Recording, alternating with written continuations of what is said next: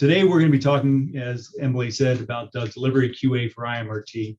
In your larger syllabus, this is entitled the Patient-Specific and High-Yield Machine QA for IMRT, because we're not just aiming just at doing patient-specific QA. That's what we do on an individual basis, but we're going to actually be trending our patient-specific QA results in order to get broader trends from the linear accelerator, trends that may indicate issues with the treatment planning system, trends that may indicate issues with treatment planning. So we're going to look at the bigger picture with this lecture. I see that in lecture 7, you're going to be looking explicitly on how to use your QA for patient-specific QA devices. I'm sorry, how to use your QA device for patient-specific QA. So they're going to go into more detail on individual patient basis on that. And on lecture 4, it looks like you've already gone over end-to-end testing and with a patient-specific QA device. So we're going to be aiming at hitting a different notch, if you will, with this lecture. Give me 1 second while I deal with my technical difficulties here. All right, so the outline that we're going to look at here today is we're going to do a review of MLC tests. That's already part of the QA device, but we're going to hit it in this area because there's a specific reason why we want to look at that in this area. So we'll look at the how, why, and what of MLC tests. We're going to look at the QA of patient-specific QA. So we're going to look at how we ensure that we're actually doing proper patient-specific QA. How do we know that our QA device is functioning properly? So that's what we're going to look at in item number 2. And number 3, we're going to take a review of Task Group 218. So AAPM Task Group 218 covers patient-specific QA and the best methods and practices of using your device. So we'll review that, and I'm going to put a plug in right now. That's a gold mine of material. So if you're looking for a lot more depth than you're going to get from this lecture, you really need to read this. As a matter of fact, you just need to read this because it has to be looked at, because this is where you're going to really go. When you've got questions about this lecture, you're going to go here to TG 218. And then lastly, we're going to talk about what are we doing with all these measurements. And what the real idea with this lecture is that we're really going to be tracking and identifying trends in real life. So we're not just looking at each patient, does that pass or does it fail? We're really looking at, is our linear accelerator trending in the wrong direction? Is our treatment planning not agreeing with what's being delivered? Is our dosimetrists putting out plans that really can't be delivered? And do they need to be stepped back a bit in order to create deliverable plans? So that's what we're going to do with that. And you've already started that in lecture 4 when you got the spreadsheet from RCC about it's trend tracking or trend. I'm not sure whatever the spreadsheet is that you have. We'll look at that again later on down the road. All right. So here's our learning objectives. We should be able to confidently run QA on the LINAC MLC system and perform QA on devices used for patient-specific QA. So we really want to make sure that we're confident with our device. We're able to set up a new PSA QA device with confidence in its accuracy. I'm sorry, I should back up. On the first one, we're really aiming at the MLC system. So we want to make sure that we've got that functioning properly, and we want to be able to test that on a regular basis in order to make sure there are no changes in that. A second item is we want to be able to set up a patient-specific QA device and be confident in its accuracy, meaning that we just don't want to always be questioning that our device may or may not be giving the right results. Number 3, we want to feel familiar enough with the concepts of 218 to explore the guidelines more on our own. Again, another plug. Got to read TG 218, but we'll review some of the basics concepts on that. I could give you an hour and a half lecture on that alone, so we're going to skip that depth. And 4, we're going to organize daily patient-specific QA measurements and analyze trends to make QA troubleshooting easier. So if you've got a great program tracking these trends, you'll recognize when problems are about to occur before they occur. So that's what we're look to do with that. All right, so why bother doing IMRT QA? You know, we did 3D conformal before. Deconformal, you know, we never ran any patient-specific QA on that before. Why are we starting to do that now? Well, the reason is IMRT delivery is very complicated. It's got many moving parts. You've got MLCs, you've got JAWs, you've got gantry motions. You've got fluctuating dose rates. You've got fluctuating MLC rates. So there's many moving parts that aren't there with 3D conformal. It has to be performed to detect the inability of the machine to deliver intended plan. Remember, we're doing IMRT QA not to check the quality of the plan, but we're doing IMRT QA to check the ability of the linear accelerator to deliver that plan, okay? You could have a lousy plan, and this IMRT QA is not going to check that, right? It's just going to say that you're able to deliver that lousy plan. All right, so again, not checking the quality, just checking the deliverability of that plan. And why are we doing IMRT QA? Well, there's a big focus. This is probably well before your time, but in 2010, there was a large article, a series of articles in the New York Times that highlight early mistakes that were resulting in patients' deaths. So people were alarmed about that, and AAPM and other medical physicists around the world responded with recommendations of doing IMRT QA beforehand. And many physicists simply run through the motions and ensure simple delivery and don't dig into the underlying issues of IMRT QA. So what we're not looking to do with our patient-specific QA is just say, okay, that passed or that failed, because you could do that, but that's really not going to help you in the long run. The long run is going to be being able to look at longer term trends on that and really understanding what your patient-specific QA is telling you.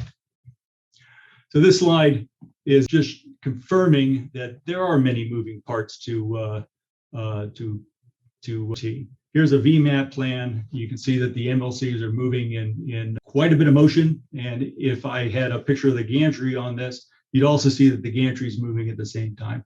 So there may be dose rates that are varying. There certainly are leaves jumping all over the place. How do you know those leaves are going to where they should be? And that's what we need to be checking. How do you know the LINAC is behaving like you planned it to be? All right, challenges in IMRT planning and delivery. So they come on two sides. There's planning, there's the modeling of the MLC leaves. So remember when we commissioned our machine, we had to choose two things about the leaves. We had to choose both the transmission, how much radiation comes through the leaf itself, how much comes through the leaf in between the leaves in the tongue and groove area. And then the second area that we had to model was the dosimetric leaf gap. Remember that the leaf of these MLCs, the ends of these MLCs are rounded, okay? And that's designed so that you can treat on either side of isocenter. So you can cross the isocenter and treat on both sides, which you saw from the previous slide that you're going to have MLCs moving on both sides. So you really want to have the same penumbra, if you will, in both directions. Ideally, you'd have a matching divergence, but that's impossible. So instead, you've got a rounded leaf. And what we do is we take into account that rounded leaf with a dosimetric leaf gap. So we say there's that rounded leaf is essentially equal to a gap between the treatment planting.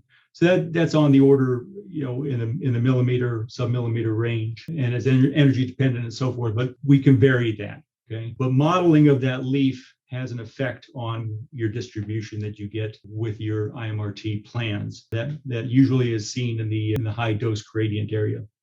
So MLC tongue and groove effects, that's the interleaf leakage that we talked about just a second ago. Leaf collimator transmission, we need to establish what that is. You'll see, if you see a low dose region that doesn't match up with what you planned, you may have a problem with your leaf transmission coming through it. Penumbras of both collimator and MLCs are a challenge for IMRT plan delivering output factors for very small field sizes, head back scatter, off-axis profiles, dose calculation, grid sizes, and the modeling of heterogeneity corrections. All these things present IMRT issues.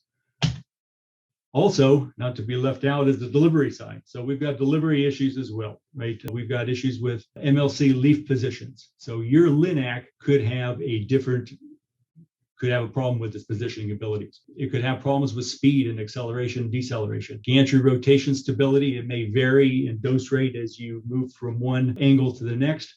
The MLC motion may vary as you move from one gantry to the next. There may be issues of beam stability, head design, and the age of the LINAC equipment. So what do we see that we can actually pull out for a patient in the planning side? And really we can tweak this on a patient by patient basis. We can select the grid size and vary the grid size. On the delivery side, we've got some common things that carry through on every patient, okay? If we have an MLC leaf position, or we have acceleration, deceleration problems with that leaf speed, if we have variance depending upon the gantry angle in the MLC motion, then you're going to see that in every single patient that you have, right? So we really would like to be able to pull those items out and look at them in particular. So we like to solve that problem separate from each individual patient, right? So this is why we do MLC tests as part of machine QA. Okay, we've got a high yield QA able to be done with MLC tests for machine QA. In other words, if we can solve a MLC problem with QA, we won't see it in every patient that we're QAing. Okay, so this is why we're hitting our first item is going to be MLC tests as part of machine QA. All right, as I said Eric, before, yes. There's a quick question about DLG, dosimetric leaf gap. Dosimetric leaf gap, yes. It just says, what about DLG? Yes, so that's in the modeling piece up here. And I'm not, so the dosimetric leaf gap is a huge component of IMRT, especially when you're dealing with very small field sizes. Because the dosimetric leaf gap is how big of a software gap, how big of a gap do we say there is between the leaves? Okay, so the DLG is really telling the software where the end of that leaf really is. So it's extremely important to make sure that we get that DLG correct. And you're going to see that in one case with IMRT plans, but you're really going to see it when you move down to small field sizes, right? So you've got to make sure that you get that. And a lot of times the DLG will be good enough for regular conventional IMRT and VMAT. But when you move up, when you move into your SBRT and SRS, that's when the problems really start shining. Does that do well with your question? Good, thank you. All right, where were we? Yes, okay. So MLC positioning accuracy is critical for IMRT, but it's especially critical for the SRS and SBRTs that we're going to do. Errors in MLC positioning of just 2 millimeters can cause up to a 6% change in dose. We're going to see some tests. You're going to see that it's going to be very easy to see what a 2 millimeter error looks like from a picket fence that we're going to look for. MLCs can wear over time, causing increased transmission. So that's talking about the fact that you've got a interleaf motion, you've got a tongue and groove going on with your MLCs, and that can cause wear and tear. The motors can also start to fail and cause MLCs to drag and to slow, causing beam holds and potential changes in delivered dose. So as physicists, we're going to be called to probably replace motors at some point in your career. You're going to pull out one of those motors and you see that's a pretty small little thing. Yeah, so it's electrical, but it's pretty small. Keep in mind that each of these MLCs is made out of tungsten, which is 70% denser than lead, okay? And it's also, each one of those leaves weighs about a pound, which it's hard to believe, but you look at how small those things are, they weigh about a pound. So when you're working with gravity and that leaf is pointing down and the motor is trying to pull it up, or vice versa, when you're trying to push that up, it's putting some strain on those motors.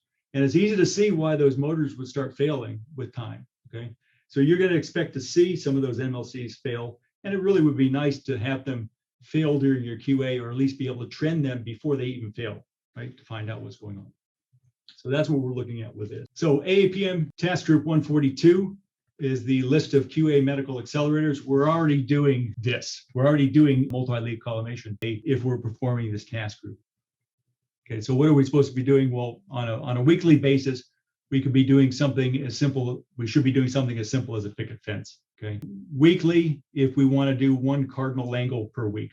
Okay, or if you want to defer that all to a monthly basis, you can do all 4 cardinal angles with a picket fence. We're visually inspecting that so that picket fence could be performed with film. It could be formed on your electronic portal imaging device as well. And then as we move towards a month, we're going to be looking at an MLC setting versus radiation field for 2 static fields. For Electa machines, we're looking at a backup diaphragm settings. I'm all variant, so I'm not quite sure what that is, but I'm sure you Electa people understand what that looks like. Checking the travel speed of those MLCs. So we've got to have a way to look at that. And then on a monthly basis, we're looking at positioning accuracy, leaf positioning accuracy. We're looking for 1 millimeter positioning accuracy for the 4 cardinal angles. For us, we're going to be looking a little bit deeper. We're going to be looking at the motion on a volumetric VMAT plan as well. Annually, we're looking to check the MLC transmission and the leaf repeatability. Again, the leaf repeatability is about plus or minus 1 millimeter. Looking for a spoke shot to make sure those Cs are lined up correctly. Coincidence of the light field and the X-ray. For all of the energies, do a segmental IMRT and a moving window IMRT as well. All right, so we want to do some routine tests, and the easiest really one to do is a picket fence. We want something that's easy to deliver and easy to analyze. Okay, so we can do picket fences with either static fields or we can do them with a VMAT, and from that we can glean a bunch of information. Okay, we can look at the leaf position, we can look at changes in leaf gaps, we can look at changes in transmission. That can be done with analysis, maybe not as easy done by a visual inspection. We can look at leaf speed changes as well. We do a sweeping field, we can look at the difference between a moving field versus an open field and make sure that's consistent. There are standard VMAT tests in, and one of the best ways to check your needs is to run the same plan over and over again. So once we set up a QA device, one of the easiest ways to check kind of the whole system, just to quantitate what's going on with the whole system, to be able to check that off, is to run one patient plan every month, same plan over and over and over again. And you should expect the same results if everything's looking good. Hey, Eric, there's a quick question in the chat of what is meant by leaf speed greater than 0.5 centimeters per second? So remember the beam's eye view that I gave you in the very beginning? Each of those leaves was moving. Well, in reality, and you're going to see it in the next couple of slides as well, those leaves are moving across at a particular speed. We want to make sure that speed is accurately calculated. Okay, and we've got a couple of variant tests that I'm going to show you that check that constant speed check.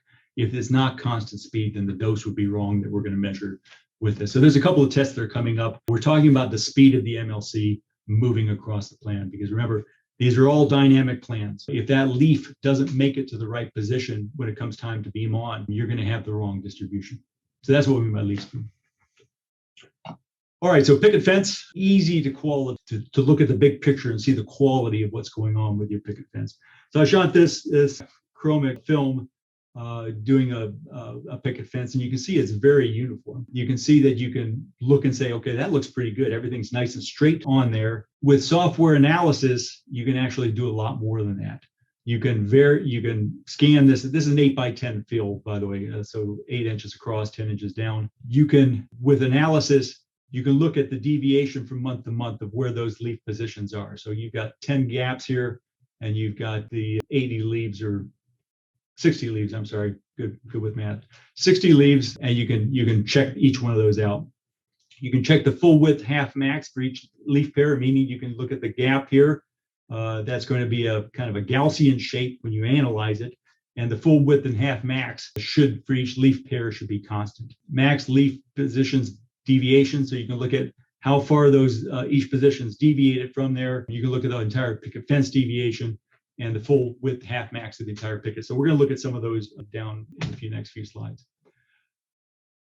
So in this case, I've actually done the picket fence, and for film, I wanted to get more money, so I honed down onto 4 different gaps, and I introduced a 1 millimeter offset in 4 of those MLCs. So it's consistently wrong through each of those pickets, if you will. So, and you can see, whoops, sorry, technical difficulties here. All right, let me click over here. So you can see in these locations here, you can see that this leaf right here is in too far, and it's in too far by 1 millimeter. Okay, this leaf right here is out too far by 1 millimeter. This leaf right here is out too far by 1 millimeter, and this one's in too far. You see it carries all the way through because I offset it consistently 1 millimeter.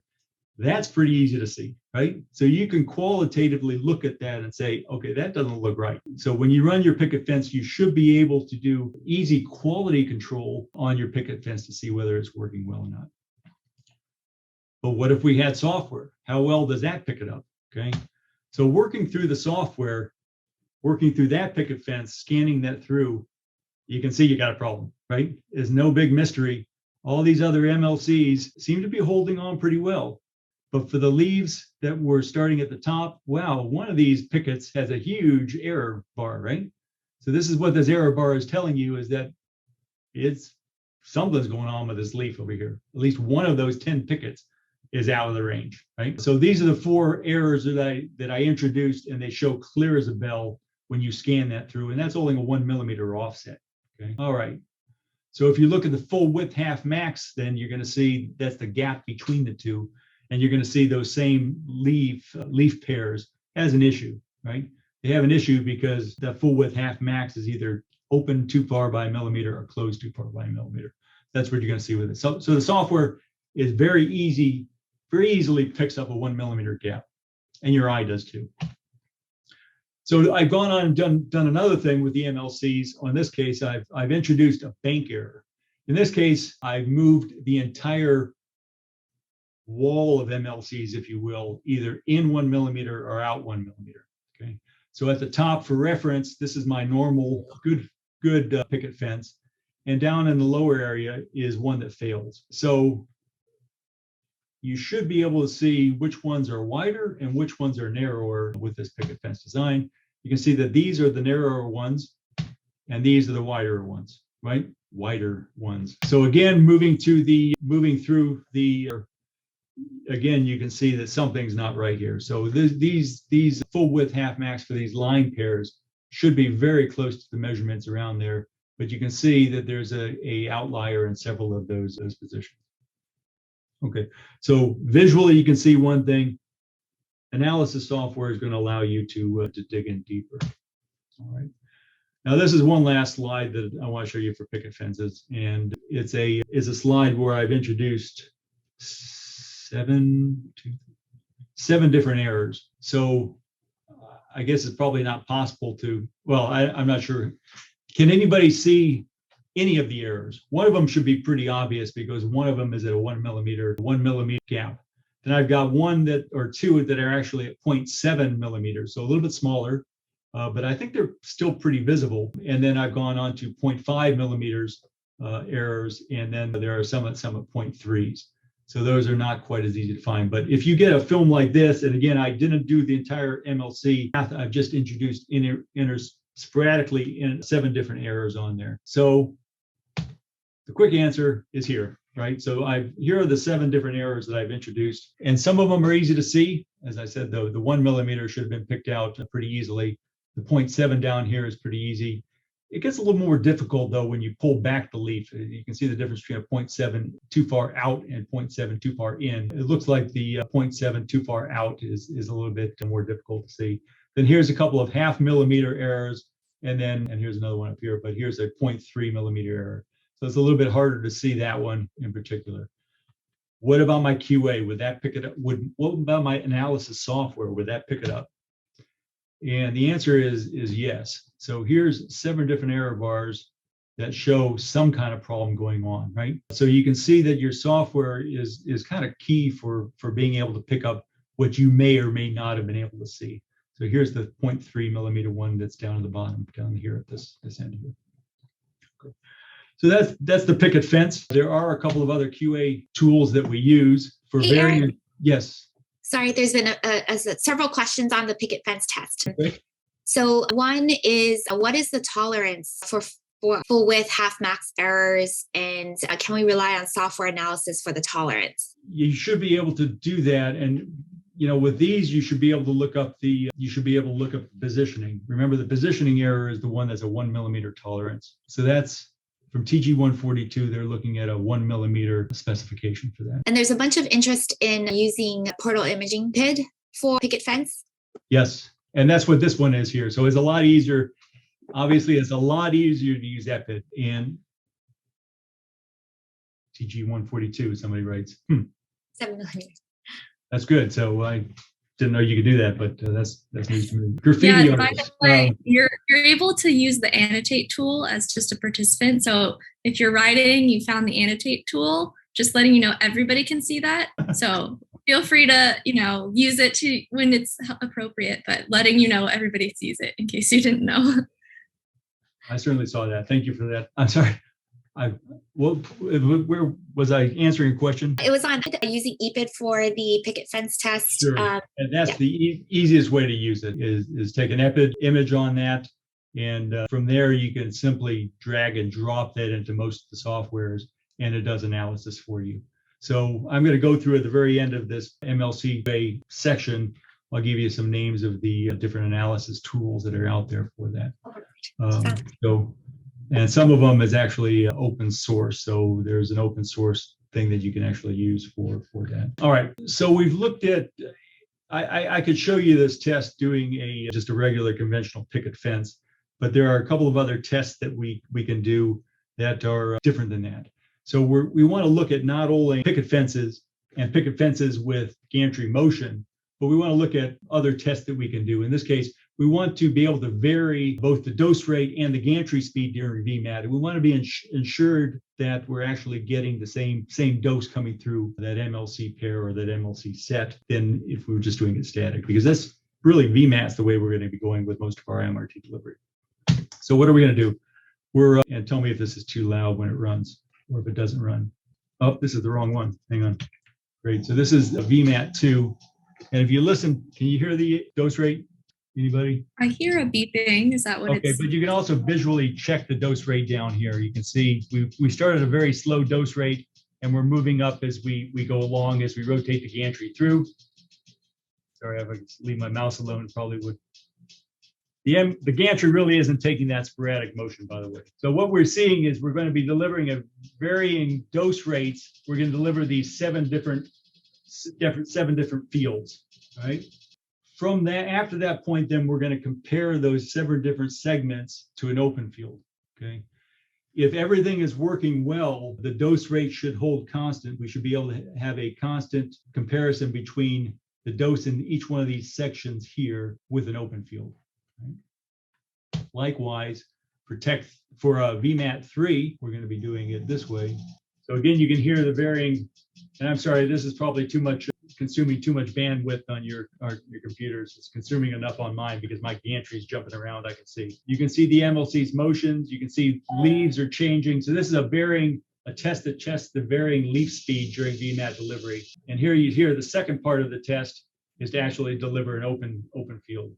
All right, so you get the idea. So what we're going to do then is we're going to compare an open field with the doses we receive in each one of these strips. So we're going to look at different regions of interest, a 0.5 centimeter by a 10 centimeter region of interest, and each of these strips across there. The same regions of interest then are looked at in an open field, and then we're going to do ratios. We're going to first construct a correction factor for any discrepancies between these measurements here, and then we're going to look at the deviation then as through time. So what's the deviation, the fields with time? So if everything is constant, these doses should remain the same, and this deviation should be minimal on that point.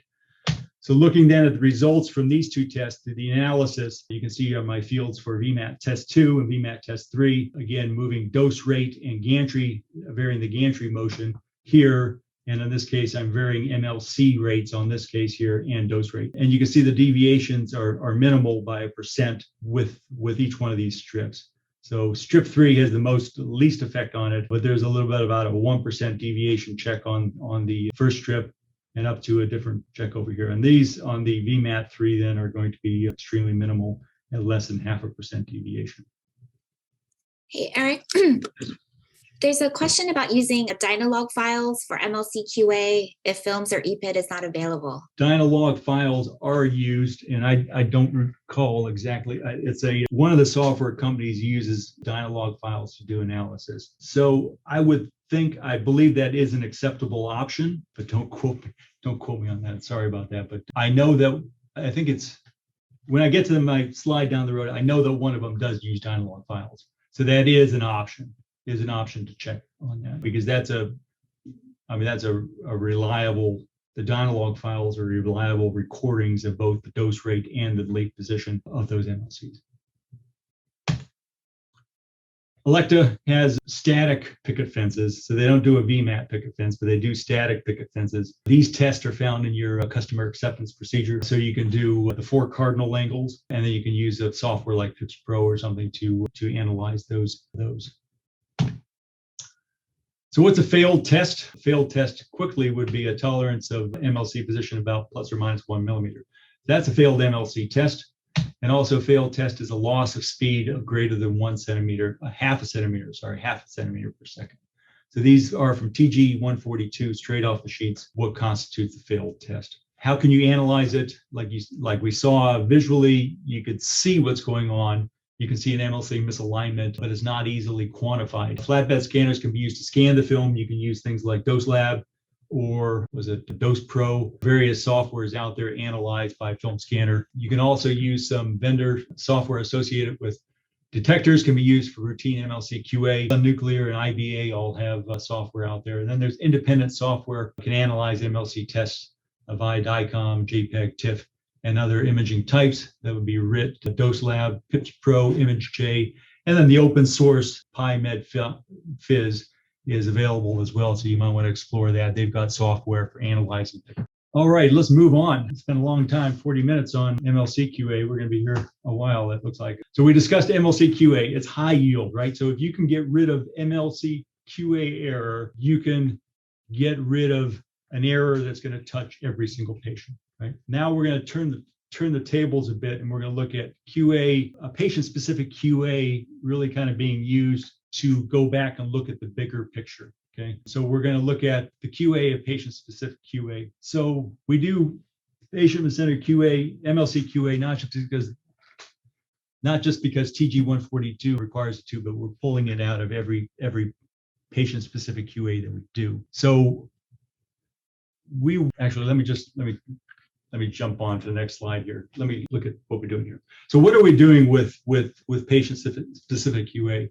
We're looking to assure that what we planned is actually deliverable. Okay, again, I talked about the fact we're not checking the quality of the plan, we're checking the deliverability of the plan. Okay, so the goal is to assure that the plan we have created is deliverable by a treatment delivery system. This is done on a patient-by-patient basis. Note that but what we need to know when we're doing patient-specific QA is that our device is reliable, right? We need to know with confidence that we're actually measuring correctly, okay? Because when we look at trends, we need to know that what we measured is reality in order for us to respond and look at the other issues that are outside of that, okay? So how do we go about patient-specific QA? So we've got a treatment planning system, and your treatment planning system is fully commissioned at this point. So you've done all that you need in order to use your treatment planning system, and you have confidence in that. You compared your treatment planning system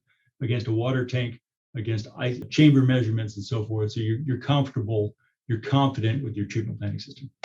Okay, we've got a treatment delivery system. You've already commissioned that as well, and your linear accelerator or your tomotherapy unit or whatever unit you're using has been commissioned. Okay, so what we can do then is we can create an IMRT plan.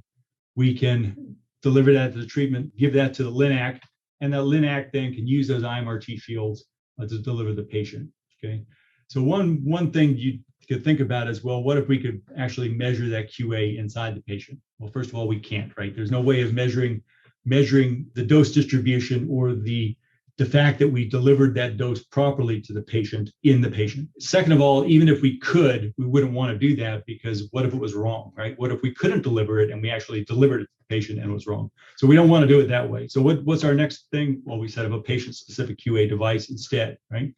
So what we plan on doing then is we take those IMRT fields that we planned, and we plan on delivering those to the device instead. All right, so that's what we plan on doing. Well, what do we need then? Is we need a predicted distribution from our treatment planning system of what those fields will look like when they're projected onto that patient-specific QA device. Okay, so this is a big picture of what's going on. We have already scanned that device in. We've entered it into the treatment planning system. We've taken those actual fields that we're going to use on the patient, and instead we're going to see what those look like, what kind of dose distribution we're going to have on the patient-specific QA device. Okay. Then we deliver those IMRT fields and then we analyze them. The medical physicist looks at the analysis that comes out of that PSQA device, PSQA software, and we look at that and we see what's going on. So that's the big picture of what's going on. You're going to go into more detail in another lecture on how to set up this PSQA device and how to model that into your treatment planning system to get good results. So that's not in this lecture, that's in lecture 7 that's coming up. Put a plug in for whoever's following me on that. All right, so what do we want to know? Well, we want to know that this system, well, I don't think we can work on that, but we want to know that this system is actually working correctly, right? We want to know that we're predicting our distribution correctly. We want confidence that we're predicting our distribution correctly, we're measuring our device correctly, and we're analyzing that correctly. So once we're confident in that, then we can use that for our QA system, okay? So that's the big picture of what we're looking at. How do we get confidence that we're doing that? And this next slide we'll talk about has that. How do we do it? Well, as you're going to hear again, lecture 7 coming after this one, you got to read the manufacturer's user manual. Okay. The manufacturer has a very strong interest in making sure you can use this device properly. Okay. It's going to be spelled out in a recipe, because if you get bad results, it's going to look bad on their reputation, right? So they've got pretty explicit ways to set this up. So just follow the user manual. I'm not a guy that likes to follow instructions a lot. I don't like to read user manuals, but if you want to make sure that you're confident in how your QA device is working, just read the manual and follow it step by step. So second step, follow the manual. Okay, just don't read it, follow it. Do what it says, go through. Okay? It's gonna talk about how to do it. On the LINAC, it's gonna tell you how to model it in the in the treatment planning system, and it's gonna tell you how to make the measurements on there. So follow those. Okay. Next, start with simple plans when you're testing out your device. Start with the simple things. Start with an open field 10 by 10, 20 by 20, and always include a point measurement in there. Always include an ion chamber. So even if you could be using film, you could be using map check or matrix or some other device, or you could be using portal dosimetry, but you always got to start simple and then move up to something more complicated on that. But it always has to include a check of at least a point source, right? So not only distributions, but you got to make sure your absolute dose is being calculated correctly. Then move on to more complicated static fields. So here's some more complicated static fields we used in some of our treatment planning commissioning. So you can use these. These are static fields, so you can actually do a water scan of these, right? You can pull out your tank and you can do something and scan that, and then you can deliver these onto your QA device and see what comes out from that. Okay, and they should agree with what you measure on that. So move on to more complicated static fields, move to simple static gantry IMRT. So again, you're increasing in complexity, and every time you do this, every time you get the right results, you're establishing that your system is working properly. Move on to more simple static IMRT gantry, and then use your PSQA trends that RCC has supplied for you to compare 10 to 20 plans. So you're looking for trends that come through that spreadsheet from your QA results. Right. Then once you've done that for that one QA, go and check your other PSQA devices and confirm that those are working properly on there. So confirm with other PSQA. So again, you may start with film. I'm not sure who all is using film out there, but you may start with that, or you may start with something like a map check or a matrix, and then move on to a more complicated thing like portal dosimetry. Okay. Set monthly QA on your QA devices. Okay, so you can QA your devices with simply by running the same plan over and over again. Right? So measure the same plan each month, or spot check with your QA device, your efficient QA device with less efficient, a better system. So in other words, a efficient device would be something like portal dosimetry, which is easy to run. Less efficient, which is much less efficient, would be something like film dosimetry, which is, if anybody's run film dosimetry out there, it is very less efficient, but it's also a better system for calculating the QA. So once you've established that, then you can have confidence that your device is working correctly. And then when you're trending these things out, you can see that the issue isn't your device, the issue is something else. Okay.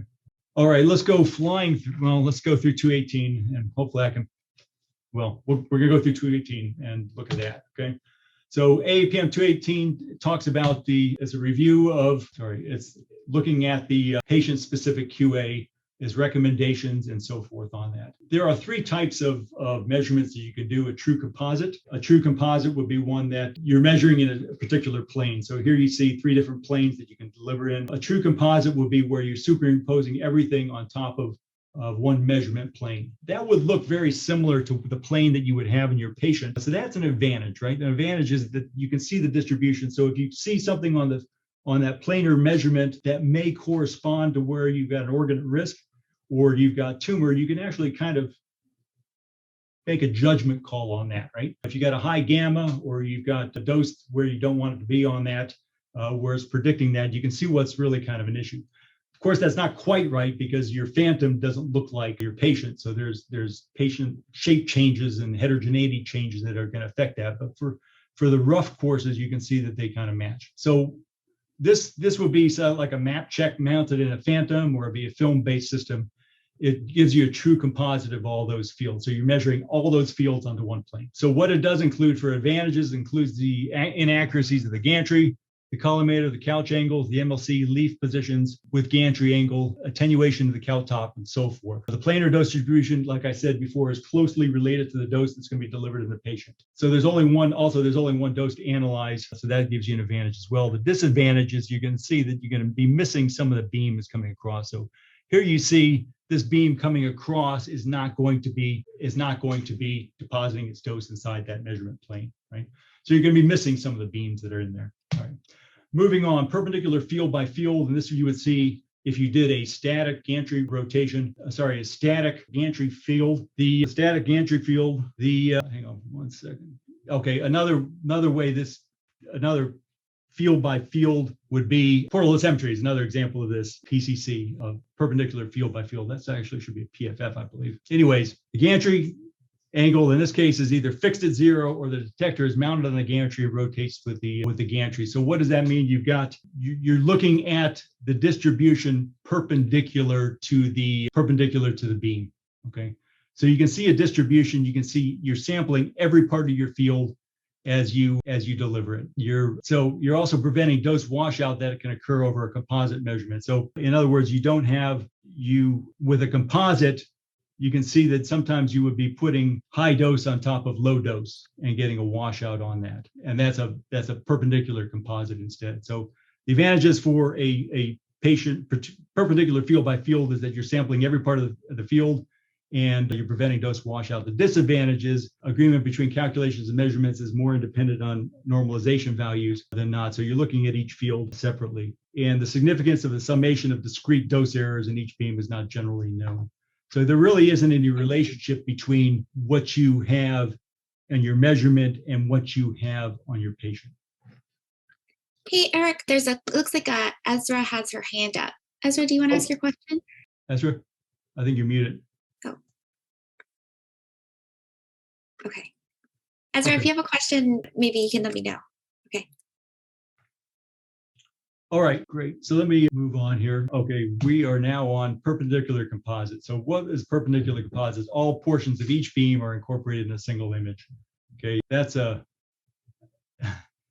that makes things fast, right? Okay, so you're delivering perpendicular, so you're not necessarily delivering on each. Well, you're delivering perpendicular. So it could be a film measurement, all measured at a 0 static angle, so not the actual treatment angles.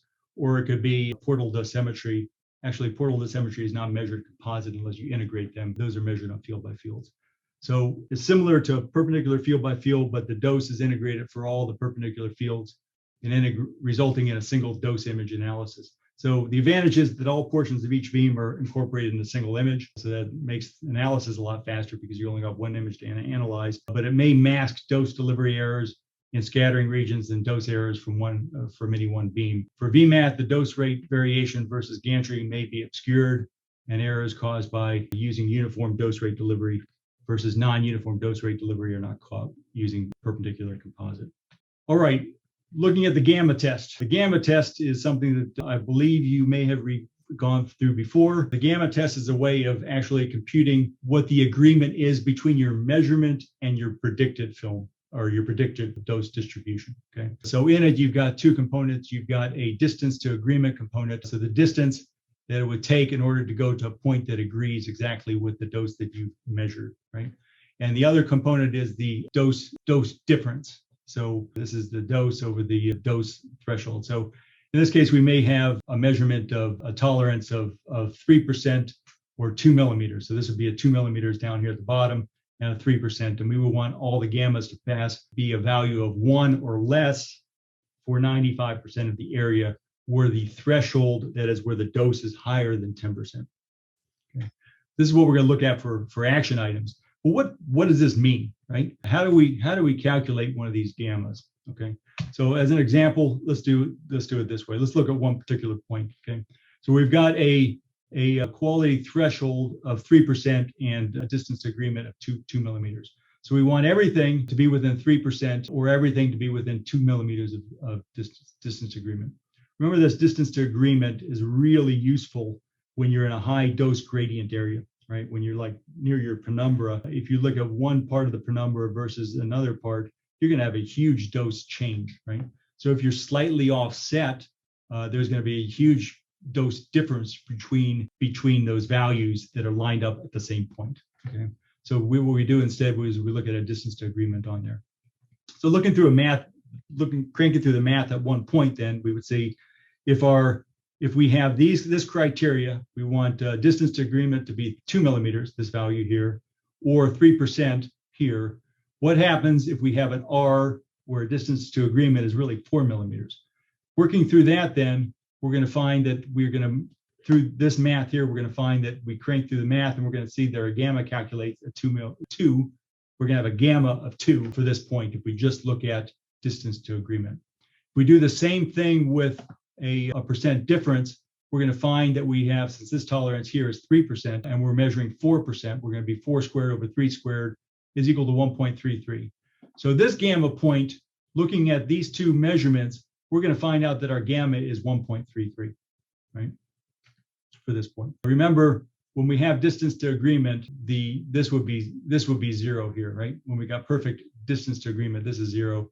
And when we have a percent difference, then we can ignore this point here. So we're looking for the minimum value. Minimum value in this point is 1.33. Keep in mind that if we looked and we got a gamma of 1.33, that doesn't necessarily mean that we have we can't dig out from that what our distance to agreement was. We just know that the gamma evaluates at 1.33. So it may have lined up with a distance to agreement, or it may have lined up with a percentage dose difference, right? So in this case, then we've got a poll question. I think this is how this works. So how does the poll? Yes. Sorry about that. I'll click launch right now, and all the participants should be seeing it pulling up on their screens, and we'll give you about 30 seconds or maybe a minute to answer this question.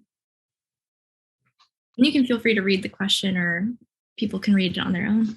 Oh, okay. A gamma is greater or equal to 1.5 for a dose distribution evaluated at 3%. 2 millimeters indicates that measured versus calculated pixels may differ by, and answer A is as much as 3% in a low gradient region, or by as much as 4.5 millimeters in a high gradient region, as much as 4.5% in a low gradient region, or by as much as 3 millimeters in a high gradient region, and as much as 3% in a high gradient region, or by as much as 4 millimeters in a low gradient region. And D would be as much as 4.5% in a high gradient region, or by as much as 3 millimeters in a low gradient region. I probably slow people down by maybe reading that, but sorry about that. So, okay. So what we're looking at is going backwards from what my example there. All right, we'll give it about 5 more seconds. Looks like answers are slowing down. Okay, I'm going to end the poll and share results. So you should be able to see the results on your end. It looks like the highest answer choice was C. 39% said C. Feel free to explain your answer. Okay, so my turn, right? Yeah, go ahead. Okay, great. So the answer is coming up. Oh, the answer is B, as much as 4.5%. So in order to do this, you'd work backwards from what I did. Okay, so, and if I'm going to back up, I get rid of these share result things here, or do I need to share those results? Oh, you can click stop sharing if you're done with Okay. it. I can also click. Okay. Okay, great. Good. Perfect. Done. I'm backing up for a second here.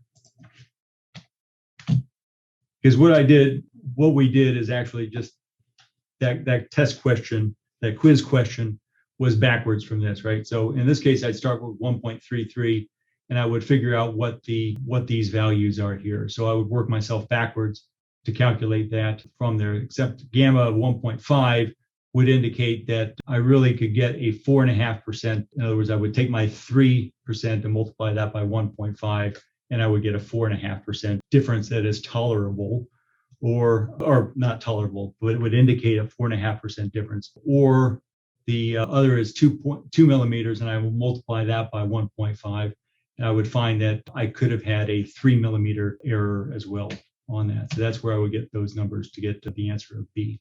Another very key important point is. Can I ask a question? Yes, please. Excuse me, how do you know that, because gamma is a combination of dose difference and distance, how do you know that the gamma 1.5 is a discrepancy in the low dose region or high dose region? Well, it's one or the other, right? So you don't know which one it is. You don't know. Yes, yes, but your questions in the polls determine that 4.5% in the low dose region or high dose region. May differ. It may differ by as much as this, or it may differ by as much as this, right? So it's one or the other. You don't know which one it is. Okay, but a 1.5 gamma could be due to your distance to agreement, or it could be due to your dose difference, right? Yes. But it's one or the other, right? But if you didn't have a 3 millimeter gap, then you wouldn't get that resolution, right? You wouldn't. I mean, if it was less than that, then your gamma would be lower than that, right? Yes. So if it was. Thank you. Are we good? All right. Another key instruction point. What's the difference between B and C? Those answer. A 3%, if it was as much as 3% in a high gradient region, or as much as 4.5 millimeters, a 3% error in a high gradient region would match this, right? If you had a high gradient region that had a 3% difference, well, you would fit this criteria right here, right? You wouldn't have a problem. Your gamma would be 1 because you'd agree with it there, right? Yeah. And if it relied solely on the 4.5, you'd find that there's a much larger than 1.5 error here. So your gamma would be much higher here. That's very tricky questions, I think. I'm sorry? Very tricky questions. Yes. So, all right, moving on. Are we good to move on? There we go. Okay. Another key point to be concerned with is global normalization versus local normalization. Okay, and this is something that you're going to see in your spreadsheet that you need to know about. Global normalization is the percentage of a maximum dose or the prescription dose. Okay, so that we're going to use that common factor to normalize all the points. So when global normalization is used, the dose difference between a measured and calculated dose point pair is normalized using the same value for all the point pairs up front. Okay. In other words, if we have a normalization equal to the prescription dose, right? And say the prescription dose for this true composite is 2 gray. Here we're going to have plus or minus 2 gray as our tolerance, right? So when we say plus or minus 3%, we really mean 6 centigrade, right? 6 centigrade is our value that we're going to use to find acceptable. So if a dose point differs from its paired dose point by plus or minus 6 centigrade, you're good to go, right? So that is a much easier criteria than the one that we're going to talk about below, which is the local normalization, which is the percentage of the planned dose at the local point. Okay, so say we had the example of 2 gray. Now say we're down in the 50% area where we're looking at a dose point that is compared to 100 centigrade or 1 gray. Okay. Now if we look at being within plus or minus 3% of that, we're going to look at plus or minus 3 centigrade, right? That's a much harder criteria to match, especially when you're doing very low dose regions, right? Very sensitive and low dose regions. So look, what if you're looking at the 10% of your prescription dose, or you're down, your threshold now is 10% of your maximum point of your prescription point. So we could be down to the 20 centigrade region, right? So if you're looking at 20 centigrade region and you're looking to match up with that, and we're looking at plus or minus 3% of 20, now we're looking at 0.6 centigrade for a match, right? Okay, which is much harder to do than plus or minus 3% of 200 centigrade, which is 6, right? So it'd be much easier to match if we use global normalization than local normalization. The advantage of using local normalization is you can see that it's very sensitive and low dose region, so you can fish out some information out of that. So using local normalization allows you to evaluate areas away from the target. We can use local normalization for measuring off-axis measurements far away from the targets for patient-specific QA. We can't do that. Sorry, scratch that point there. Local normalization should be used for during commissioning or for troubleshooting IMRT QA. So in other words, you can find out whether your leaf leakage is correct or not. But for most intensive purposes, for most of the QA, if you want to see whether a particular patient passes or not, you're going to use global normalization. It's a much easier thing to pass. So as another example, when you're measuring your energy check, and say you run a PDD curve when you're measuring your energy check, that PDD curve is supposed to be plus or minus 1%, okay? But it's plus or minus 1% of what, right? If it's plus or minus 1% of Dmax, which is 100%, then you're dealing with plus or minus one centigrade, if you will, or whatever dose you're giving. But if you're down at the 67% area, it's plus or minus 0.67. So it varies depending on whether you're looking at a global normalization or a local normalization. All right. Next thing to keep in mind as another rule of thumb, and I'm going to kind of move through this quickly, is the resolution of the evaluated dose should be no greater than 1/3 of the distance to agreement criteria. So you need a calculation grid that is no more coarse than 1/3 of your DTA. So if you do a 3 millimeter DTA, then you need to have a grid that's no bigger than 1 millimeter in order to do your calculations. And the reason is you're going to have a really hard time lining up between those pairs if you don't have the points to look at. So that's what this is looking at. Again, I'm supposed to skim through this 218, so I just bring this point to your attention, and you can look at that more in depth when you read through this. Recommendations are extensive for TG 218. IMRT QA measurements should be performed using true composite delivery methods, provided that the QA device has negligible angular dependence, or the angular dependence is accurately accounted for by the vendor. We should use the perpendicular field by field delivery method if the QA device is not suitable for true composite measurements, or the true composite verification error. It has an error. Should not use perpendicular composite when doing QA because it really masks errors. So if you're going to do a perpendicular QA device, then you need to use the perpendicular field and field. Analysis of IMRT QA dose measurements and the corresponding treatment plan should be performed in absolute dose mode and not relative mode. Relative mode, you can get great alignment between your profiles, great alignment between your doses, but if your absolute dose is wrong, you're delivering a scaled down version of what you think you should be doing. A dose calibration measurement compared against the standard dose should be performed before each measurement session to factor the variation of the detector response and accelerator output into the IMRT QA measurement. In other words, you should be doing a 10 by 10 measurement to check your dose, a 10 by 10 centimeter field measurement or a other normalization measurement to check your patient-specific QA device before doing your patient-specific QA before each session. Okay. Global normalization should be used. Local normalization could be used during the IMRT commissioning and for troubleshooting IMRT QA. So you're going to look at your RCC spreadsheet. You're going to see that you're going to be doing local normalization for 2 of those columns. The dose threshold should be set to exclude low dose areas that have no or little clinical relevance, but can significantly bias the analysis. So in other words, we're going to set some kind of dose threshold level where we can get rid of the low dose stuff that really isn't of concern to us. We're really more concerned about the higher dose region.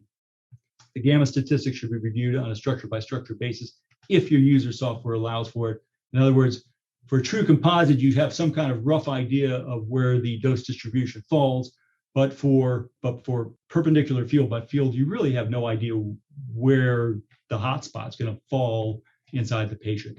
But there is software out there that can take those measurements and send them back through treatment planning to reconstruct what those fluences, those measured fluences that you measured would look like on the patient data. That's beyond what we're going to talk about here today. Tolerances that they recommend, universal tolerances for passing should be 95%. Gamma should be 95%. 95% of the area should have a gamma of 1 or less. Okay, and that's for a 3% 2 millimeter items tolerances with a 10% threshold, dose threshold. So if we have it normalized to 100%, everything below 10% is going to be ignored. We're not going to calculate gammas in that area. We're going to use 3% dose difference and 2 millimeters. Universal tolerance. Universal action limits. You know, if we don't pass that, what do?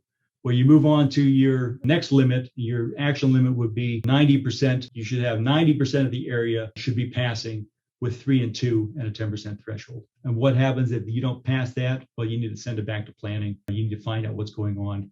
Even in this case, if you look at this, you need to go back and look at what's causing this error. But to get this patient treated, you can go through it with a 90% value, but you need to make sure that if it doesn't meet the standards, you're going to send it back without treating it. For SRS, SBRT, the tolerances are moved down to 3% and 1 millimeter distance to agreement. And the tolerance levels are this, and the action is, again, at 90% on this.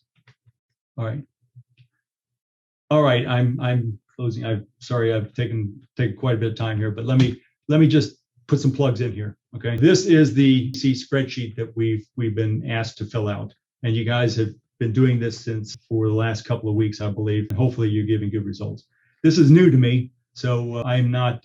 I've just recently seen this, but I think it's a great idea. And as a matter of fact, I asked some of my scripters to see if I could find ways to take my old portal dosimetry measurements and get these in there. We weren't able to, but I discovered we were doing something else, which I've got coming up later in this talk. But this is a great thing to look at. Great measurement tools. What can you do with it? Well, you can see trends, right? You can see an absolute dose relative to the treatment planning system. You can see trends. What happens if this trend starts trending in the wrong direction, starts trending down here, or takes an abrupt turn, right? All of a sudden your patient-specific stuff is wrong. And why is that? Well, first thing would say you got to go back to your LINAC and see whether somebody's messed around with your output. Or you could look at your patient-specific QA device and say maybe somebody is using the wrong calibration thing. So trending like this would give you an idea of what something's going on in the bigger system. Okay, local gammas, 2 millimeter, 2%. Again, these are local, these are not global.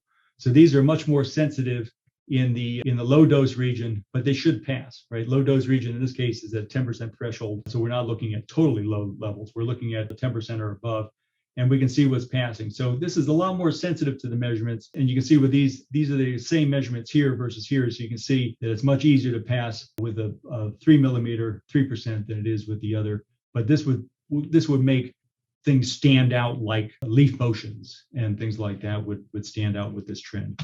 And lastly, you can see offsets for X and Y, and these should all be centered around 0. If they're not centered around 0 and they start trending in one direction or another, you know that you could have some issue with either your isocenter localization, or you could have some issues with your device itself, or maybe even X and Y jaws or your MLCs are misaligned or something. So, but that would tell you something, and you would see that in your trending.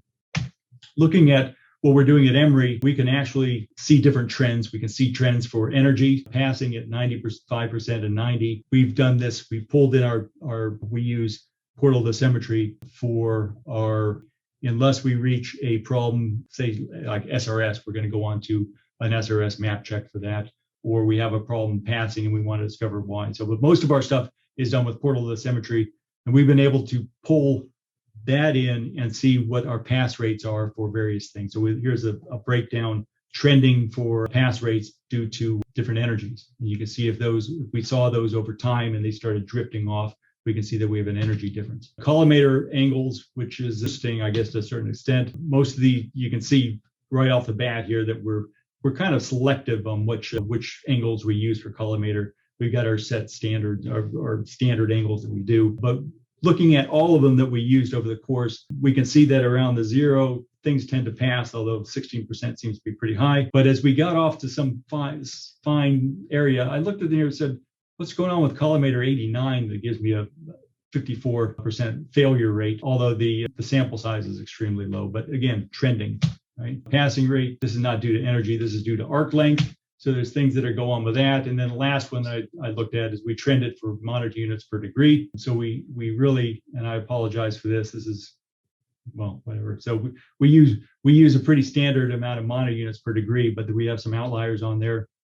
You can see we have a pretty good pass rate for the stuff that's in the middle, around six monitor units per degree. But when we get low, we start having failure rates. And when we get up higher, we get much higher failure rates when we're dealing with 16.7 monitor units per degree. So I show you those, not that you need to do those, but I show you those that there are some opportunities that you can do with your patient-specific QA. Certainly, you have the opportunity with your RCC spreadsheet that you can trend. You can trend and find those errors that are developing and nip them before they hit your patient, before you have to measure them for your patient and you have failures. So in conclusion, I wanted to stress that you really need to do MLC QA, right? MLC QA is a way to it's a high yield QA, and it takes it out of all of your patients instead of measuring errors in each of your patients. You got to read TG 218 and set up your PSQA program with its recommendations. And the third thing I really want to, oh, look, I should have added that slide. You really need to use your spreadsheet trend. You need to see these trends. It really is a tool, great tool. I wish I had started it years ago, because it really is a great way to see to find out what's going on with your system, not just your QA system, but your system as a whole, your LINIC, your treatment planning system, your dosimetrist, your planners, and so forth. All right. Next up is going to be how to use your QA device for patient-specific QA. And in conclusion,